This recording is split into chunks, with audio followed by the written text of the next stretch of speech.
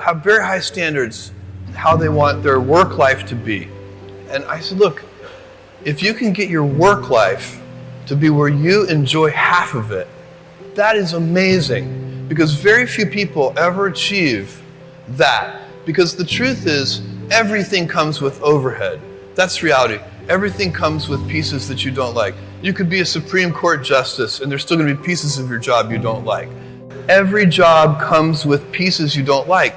And we need to say, that's part of it. You have to figure out how to set up your life in such a way that you can minimize the things. And I find people don't dislike hard work. What people dislike is being out of control. Like they can't control their life. They can't control their environment. This happens to me when I get overscheduled. I hate being overscheduled. I want some time to be able to think and free myself. We all have the same amount of time in the world. Nobody has more time than anybody else. And when you become a very successful person, one of the things, you start to get overscheduled.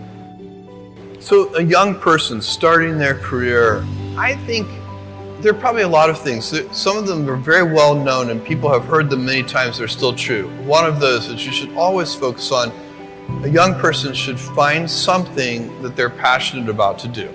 And that's not going to surprise anyone. It's a clear thing to do. It's very hard. If you don't love your work, you're never going to be great at it.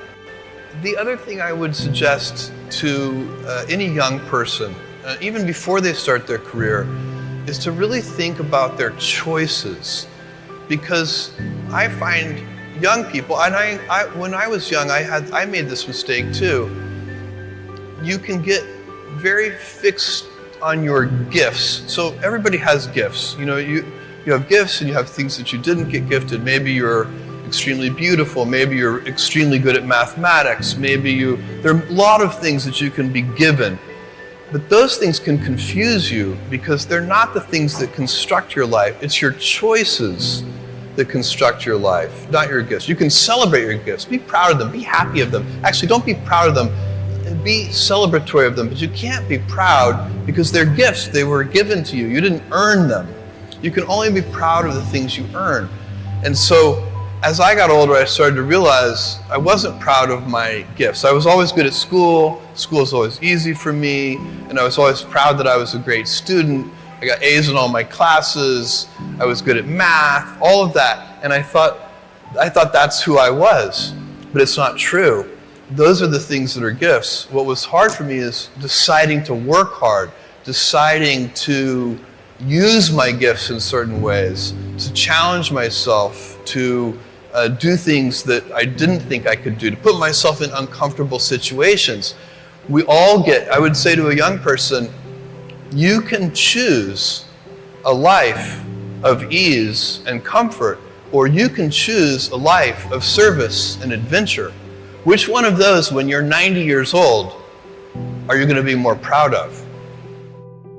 My advice would be the same for any kind of entrepreneur, and that is make sure that you are focused on something you're passionate about. So if you look at the early internet companies, they were started and focused on doing something that they thought was very interesting long before the internet was fashionable in any way.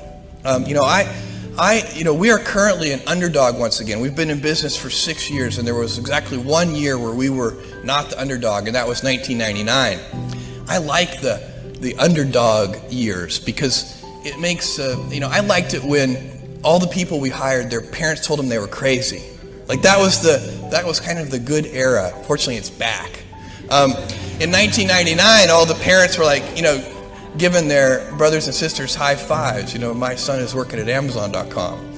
So that's a very, you can't follow the fashion when you're trying to do a startup company, or I think really anything in life. But you have to, as an entrepreneur, if you're gonna build a company, pick something you think is interesting that has the intersection of genuinely creating real customer value, and then just stay right there and let the wave catch you. Whatever it is that you want to do, there's going to be risk in your life. And Risk is a necessary component of progress. You can make any pioneering movements in the world of any kind, whether they be the geographical, physical exploration that I've just been talking about, or whether it be a more cerebral exploration of a scientific field. Or I bet you could ask that question of every speaker here, and I bet that every speaker here has taken substantial risks, whether it be intellectual or otherwise, to achieve what they're